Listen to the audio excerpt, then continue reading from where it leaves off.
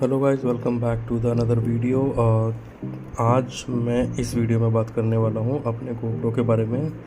ये GoPro hero 8 है जो कि मेरा फर्स्ट कैमरा है जिससे मैंने वीडियो बनाना स्टार्ट किया था। एक्चुअली स्टार्ट अभी भी नहीं किया है, जस्ट स्टार्ट किया है।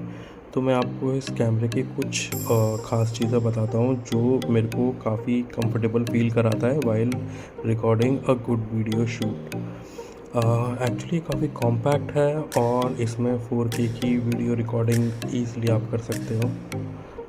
और सबसे ख़ास बात मुझे लगती है कि इसमें आप लीनियर मोड और काफ़ी वाइड एंगल मोड भी ईज़िली शूट कर सकते हो। अगर आप बेसिक यूट्यूब की स्टार्टिंग करने जा रहे हो तो आपको गोप्रो का कोई, अब तो हीरो 11 आ गया है तो आप हीरो 11 भी ले सकते हैं। बट आई वुड रिकमेंड कि आपको गोप्रो पे जाना चाहिए क्योंकि इसकी वीडियो क्वालिटी और ऑडियो क्वालिटी बहुत ही अच्छी है।